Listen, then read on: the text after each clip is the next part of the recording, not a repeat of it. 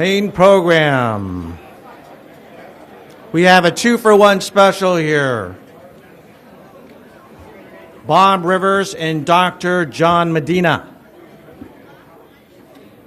I am going to introduce Bob, and then Bob will introduce Dr. John Medina and manage the program. Bob, I'm going to introduce Bob first. A radio veteran of more than 30 years, Bob Rivers got his start in Connecticut, where he was heard on WAVZ, WNHC, WCDQ, WELI, WFI, WCC. Okay, you get it. With no more stations left to conquer in Connecticut, Bob moved on to Massachusetts, Rhode Island, and New Hampshire. A program director stint at WECM in Claremont, New Hampshire, cured Bob of any further desire to be in management. I worked at 20 stations in about 6 years, says Bob. I wanted to make every mistake possible in this business. After a brief stint as a keyboardist songwriter for a 70s bar band, Bob returned to radio at legendary rock station WAAF, Worcester, Boston. He began Worcester. He began writing some parodies called Twisted Tunes, which were syndicated by the ABC radio network. In 1989, Bob moved to Seattle, where he underwent drug rehab, an off-air promotion for which the now sober Bob was awarded the opportunity to keep his job and his family. Other prizes Bob has collected include an RIAA gold record for Atlantic Records' Twisted Christmas, which has sold over 1.6 million units. Bob was twice voted Radio and Records Major Market Rock Personality of the Year and has been Billboard's Radio Personality of the Week. Asked why the Bob Rivers Show has been at the top of the ratings in Seattle for so many years, Bob says, "Our team is the best ensemble cast I've ever heard in this business, and we don't have to be shock jocks to be interesting." Bob.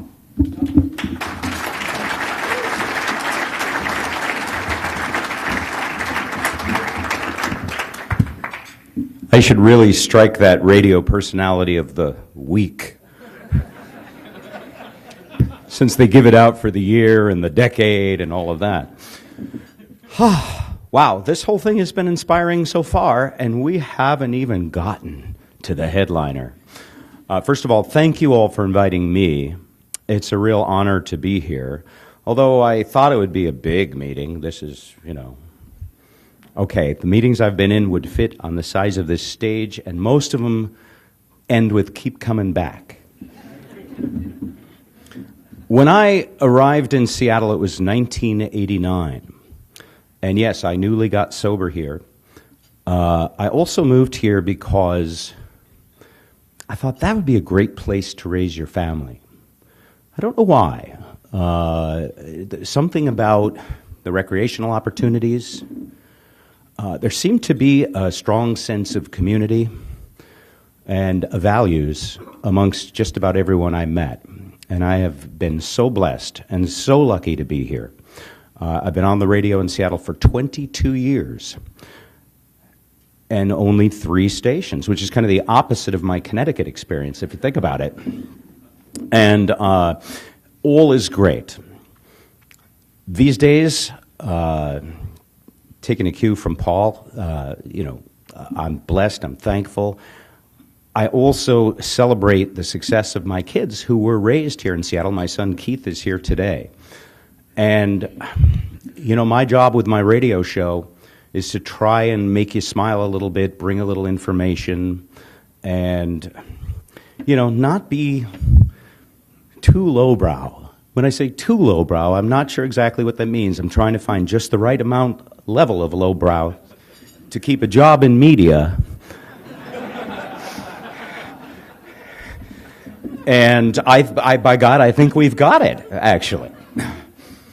I do have the greatest ensemble cast in radio as far as I'm concerned, and for those of you who listen, you know what I mean. On our show, We represent people with children from age 2 to adults and beyond. I'm 56 years old. Our youngest person on the show is 38, and our youngest child, 2. We have a 9-year-old, we have a 13-year-old.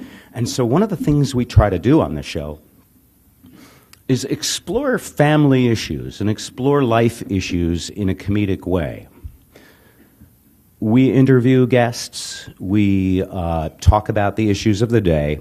We try not to get too involved with politics, because anything that immediately alienates half the audience is, I want to get the most I can out of the 100%. So one of the things we do that not a lot of radio shows do is interview supposedly very serious people.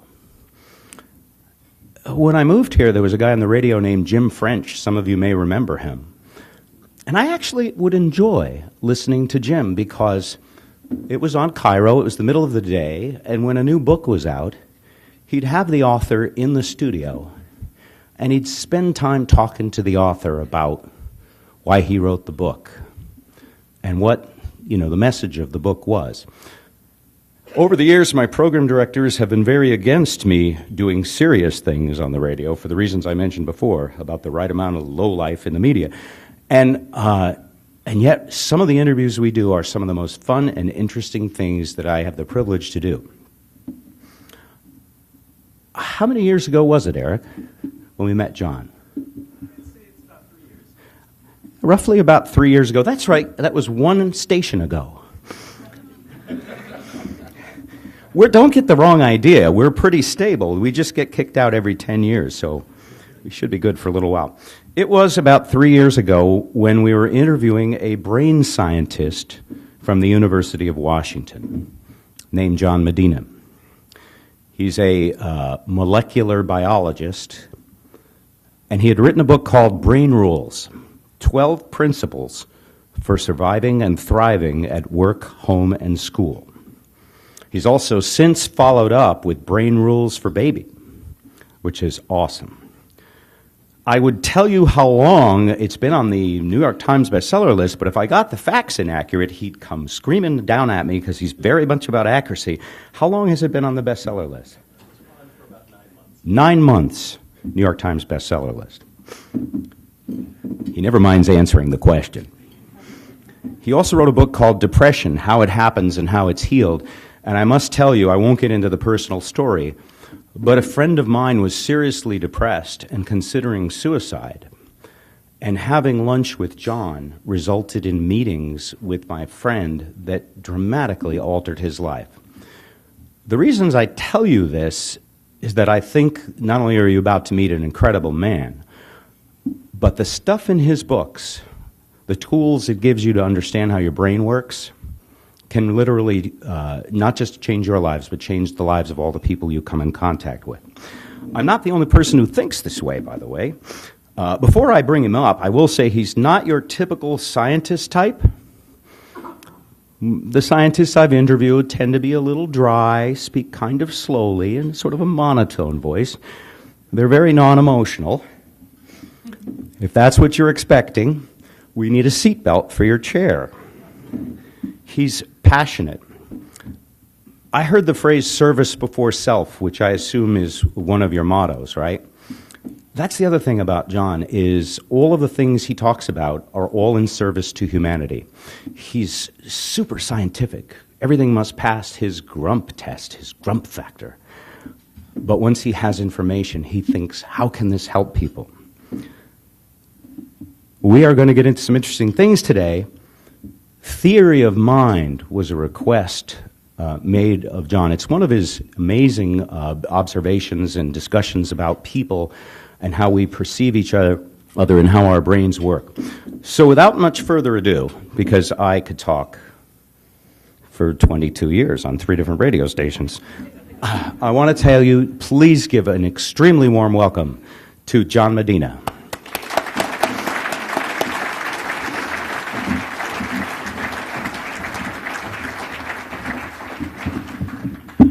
Thank you, Bob, for that gracious introduction.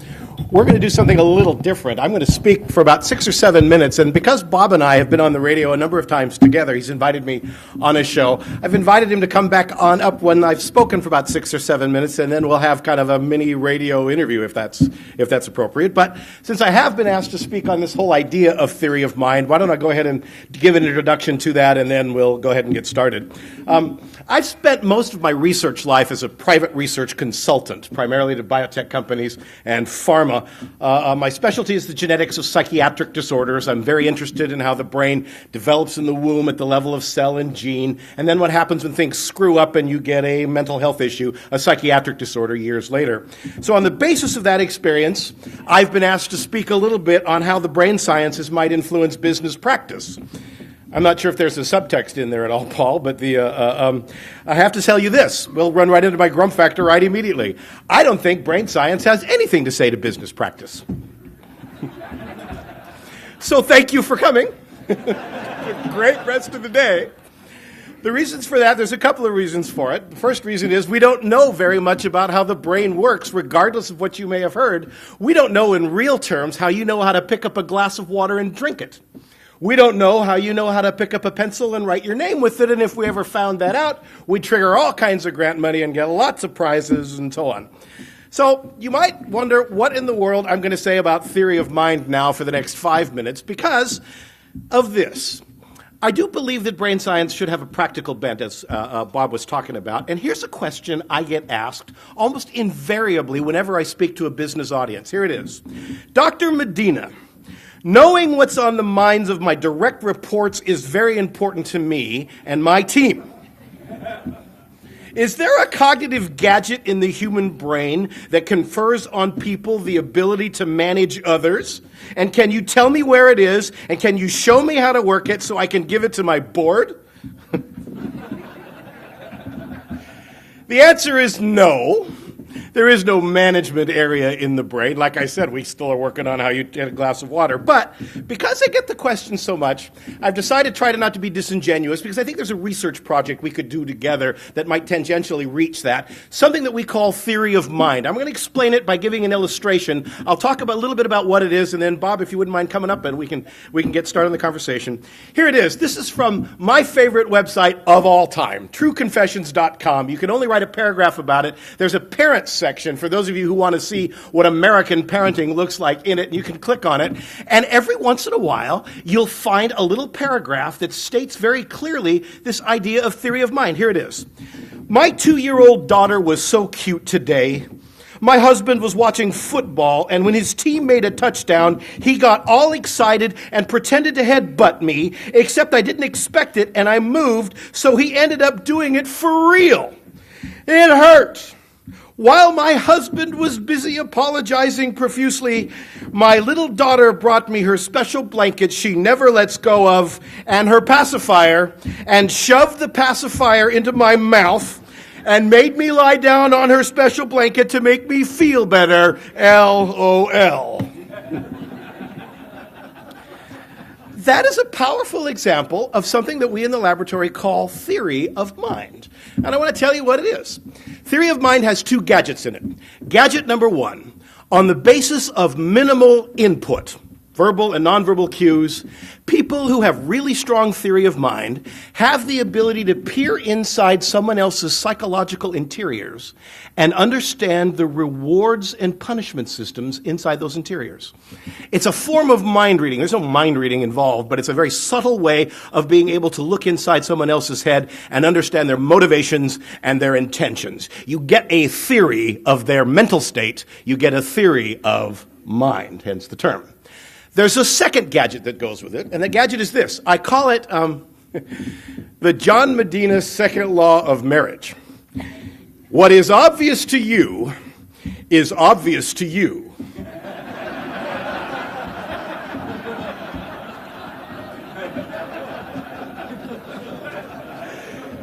People who have really strong theory of mind have an ability to understand that even though the rewards and punishment systems inside Bob's head are not the same as the one inside John's head, the one inside Bob's head, Bob is not going to react like John does because John is not the center of his universe. Bob is the center of his universe, and it's a whole idea of saying what makes sense to you makes sense to you. There is a strong sense of what theory of mind might mean. So I've asked Bob to come, if he wouldn't mind. We can ask some questions about how that might relate to business practice, but I can give you one example of it, and then I'll let it go.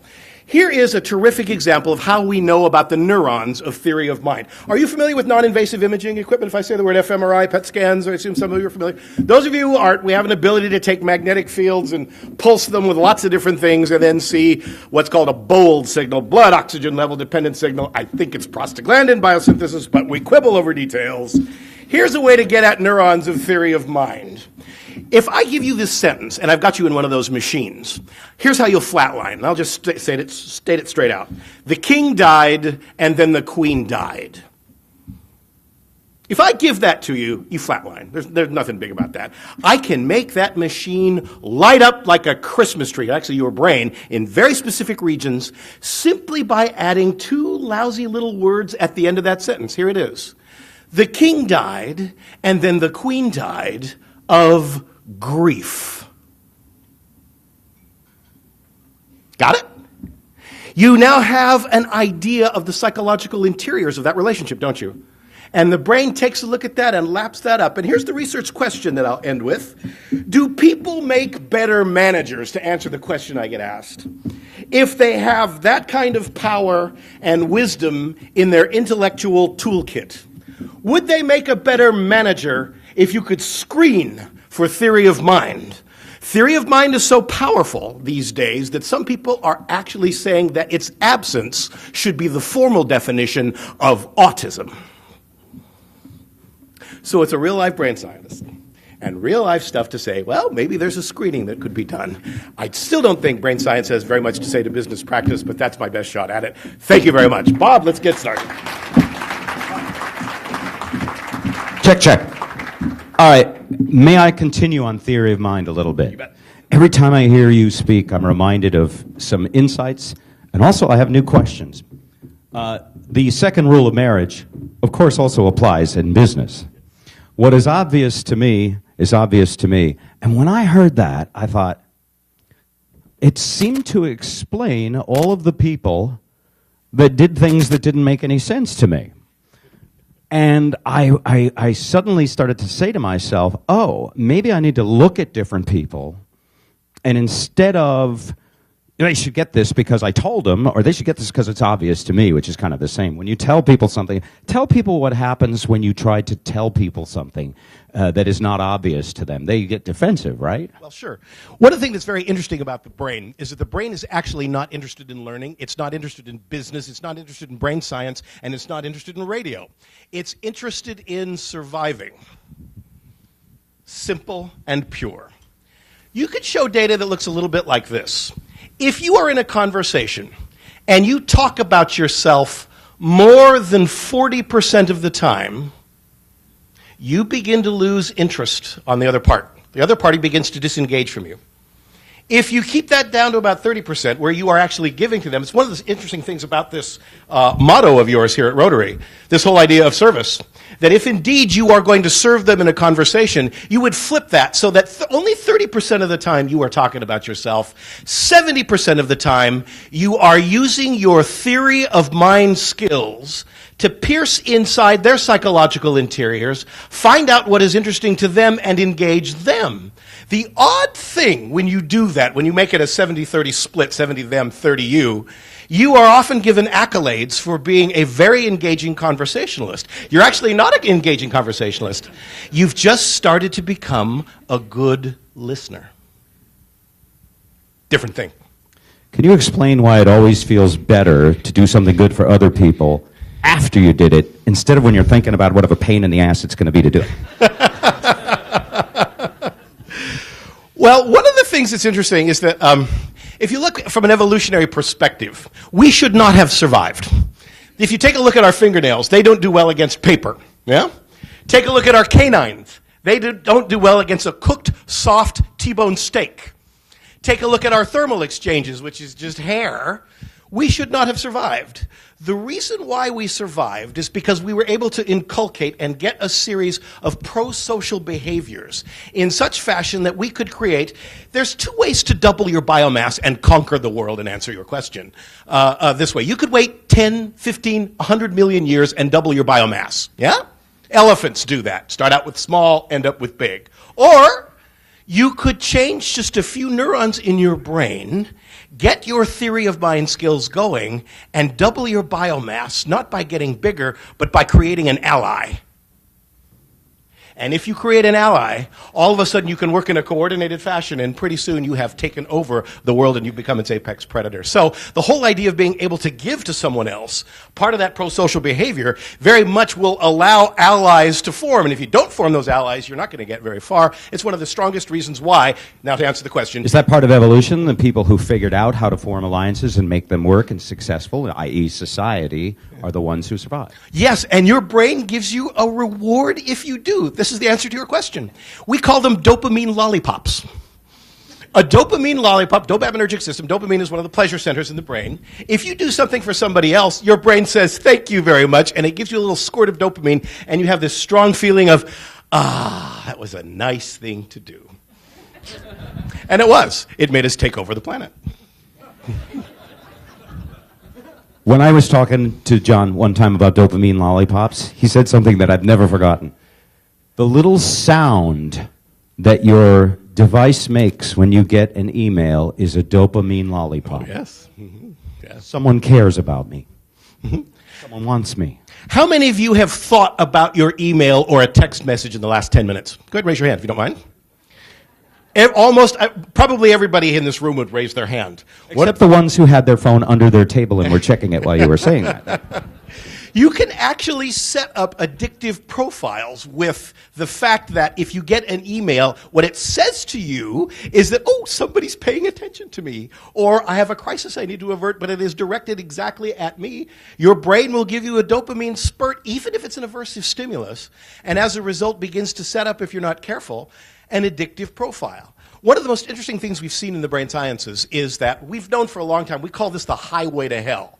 If you're going to be addicted, whether it's alcoholism, whether you look at the alkaloids like cocaine, or whether you look at the opiates, it all follows one small region of your brain that's about the size of a large paperclip. The highway to hell is this area from what we call the VTA, ventral tegmental area, to the nucleus accumbens. You get addicted.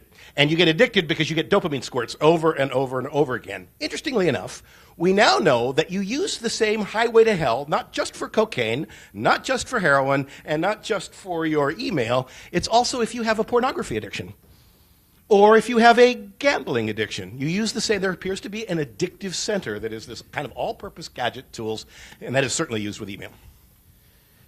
Multitasking is a myth. One of my blessings being here in the Northwest is I became fascinated in aviation, and I got a pilot's license. And in the process of learning to be an instrument pilot, I was taught that, not that I was multitasking, but that I was scanning. And so when I saw your book, and one of the bullet points, one of the PR tours, multitasking is a myth, I thought, well, wait a minute, I can text, I can drive, I can answer the phone, I can check my email, and we're all doing so many things at once these days. Aren't we just evolving into better multitaskers? No. Next question. Let's unpack that, because I'm about to say, at one level, the brain can fully multitask. It's happening right now. If you define multitasking as two separable and independent events that also have separable and independent outputs, and you're doing them at the same time, that's true multitasking, and your brain can do it. It's happening right now. If you're paying attention to Bob and I, at the same time, there's other areas of your brain that are regulating your heartbeat, and that are regulating your lungs going up and down. That's true multitasking. But to get to the point where we're talking about emails and business and whatnot, at what we call the attentional spotlight, the gadget that you're using right now, if you're still paying attention to us, that is incapable of multitasking. The best you can do is time splice, where you go from one thing to the next. Now, how many of you remember the old Ed Sullivan show? The old baby boomers in the audience there? Do you remember he used to get onto these stupid human tricks whereby you'd have these dowel rods and he'd put china plates on it and then he'd spin them? Do you remember these old circus acts? They spin these things and then the guy's got to go around and try. That's what your brain does at work when you bounce from meeting to email to text to message to phone to whatever back and forth. You cannot multitask, and I'll show you why. You have an area in your brain called Brodmann Area 10. It's right here in your forehead. Put your hand on your forehead, and it's just right there on the prefrontals, okay?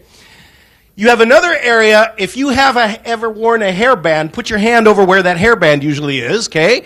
Well, guys, put your hands down. You've never worn a hairband. That's what we call the parietal lobe. Medial parietal lobe means middle, so you're in the middle of the parietal lobe right up here. Here's how they work. We call that hairband area, we call it Cylons. Does anybody remember Battlestar Galactica? Remember the old Battlestar Galactica, right? The one with that Bonanza guy? Lorne Greene, I think. Do you guys remember the enemy, the Cylon? It's got this shiny garbage can on him with this LED that's going back and forth. How many of you remember that? Yeah? Medial parietal lobe is a general all-purpose scanner that works just like that red LED on that Cylon. Should I pay attention to something? Should I pay attention to something? Should I pay attention to something? If it sees something that I should lock down and pay attention to, it will immediately contact that area that I asked you to put your hand on with your forehead. Brodmann Area 10, we call her Mother. Whether you're thinking of Alien or you're thinking of your XX donor, she's Mother. She is a task-switching permissions editor. And she will either allow you to switch from a task or not in the attentional spotlight. And David E. Meyer at the University of Michigan, about 5 years ago, was able to show something extraordinary. Mother will accept requests to switch tasks one request at a time. She can't parallel. She can only serial. And if she can't, you can't. Multitasking is a myth. Yeah.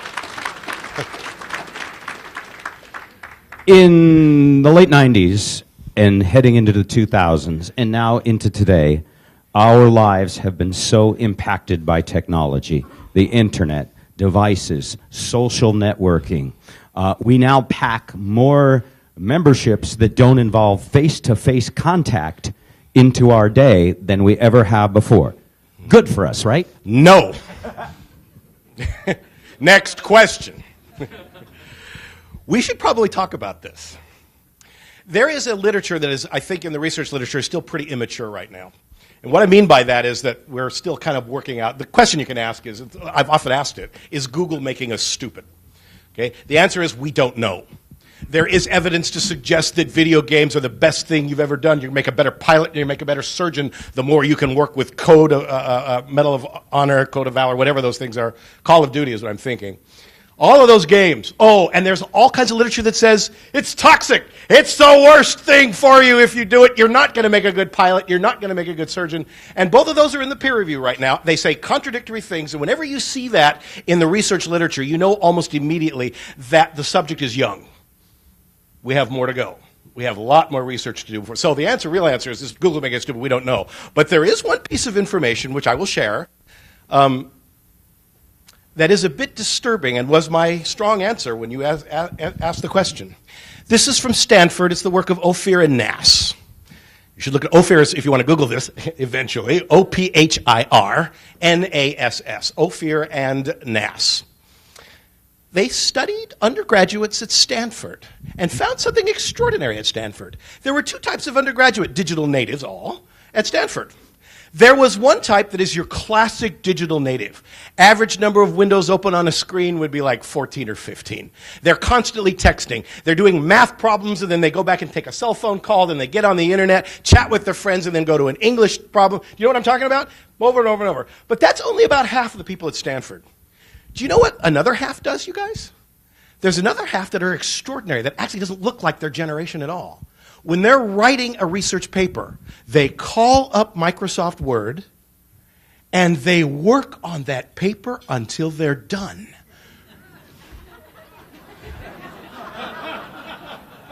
No internet, no chats, no phones, straight unitask. Half. So they've got a good cohort. These are good scientists, so let's randomize and blind it. We're going to ask this question. If you are a digital native, what's your attention span? How good are you at switching tasks?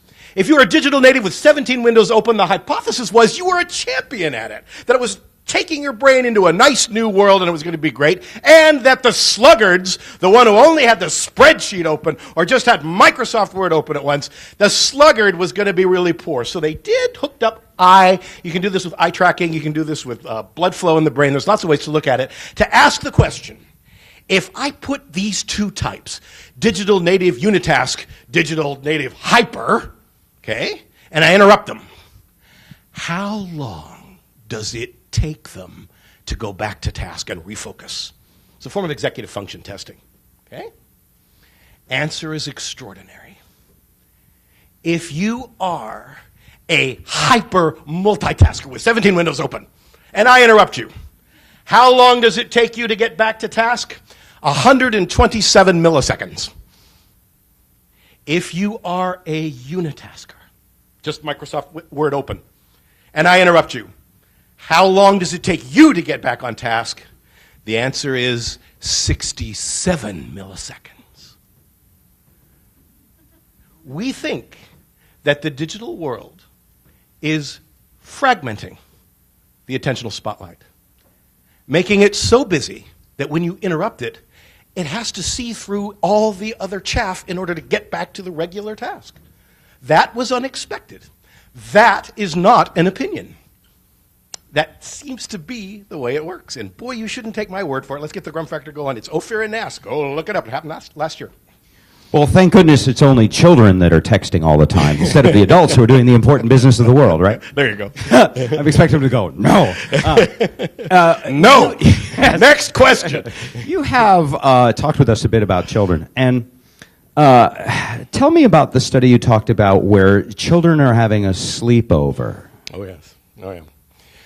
Oh, boy. Yeah. There's another piece of literature that's beginning to move. Once again, this is not an indictment of the digital world. It is simply an investigation of the digital world. This is an anecdote. One of the things, if you take a look at what I look, because I work with psychiatric disorders and I'm interested in things that develop in the womb, I often work with children and how children, in fact, started a brain research institute called the Teleris Research Institute, which was devoted in its initial inception to studying children. This was on the back of a sociologist friend of mine that was anecdotal to some evidence which is beginning to show up. Babies love faces. Do you know that? They love faces. They look at your face. In fact, they so want to see your face that they will actually train your verbal information to go, "Hi, how are you, sweetie?" And these otherwise mature adults start sounding like people with undifferentiated schizophrenia, and it's because the baby's looking at that face and asking for high frequencies. That's what you can actually show. Loves face. Gets lots of emotional information from face, lots of environmental information from face. It wants a face. You begin to become more emotionally mature, kids do, the more you can expose them to faces. Living, breathing, non-digital faces. Their theory of mind scores go up. Here's the story. Sociologist friend, she wishes to remain anonymous, so it will remain anonymous. She wanted to have she has a little girl, 11 years old, and wants to have what was her mind a slumber party. When she was 11, she loved little slumber parties. They had the pillow fights, and everybody was awake till 3 o'clock in the morning, and mom had to come up and down, stomp up and down, and say, "Well, you guys shut up." She wanted to be. She's crazy. She wanted to be that for her little girl. Wanted to have a good sleepover, so she does that. She gets them over. She's a sociologist, and she immediately sees something extraordinary. The little girls, as they're interacting, which have strong verbal skills and good social relational, pro-social behaviors a lot, had something odd, she noticed. They didn't act like 11-year-olds. They acted like 6-year-olds, 7-year-olds. A lot of immature, a lot of cloistered, a lot of non-projecting. That 70-30 split was available to them. And she thinks she knows why. Within 15 minutes of the party, they had all gotten out this thing and were texting their friends. Certainly expanding the radius of the social interaction, not a face in sight. By the time it's 2 o'clock in the morning, it's all quiet upstairs. She was hoping for a pillow fight. She was hoping to be the mom that would stomp upstairs and say, well, yeah, just shut up. Instead, it was deadly quiet. So she creeps upstairs, and she looks, and she sees a little, for those who are still awake, the little girls had formed little tents around themselves with the glow of a screen. And they were still texting the people that weren't there. Not a face in sight. And it hit her. The reason why that immaturity was prevalent is they didn't have enough social interactions. They were not exercising their theory of mind. Thank you very much. Seattle Rotary Online is made possible in part by a grant from First Choice Health, working with the Washington Health Information Collaborative to use technology to bring better health care to patients throughout the Pacific Northwest. First Choice Health.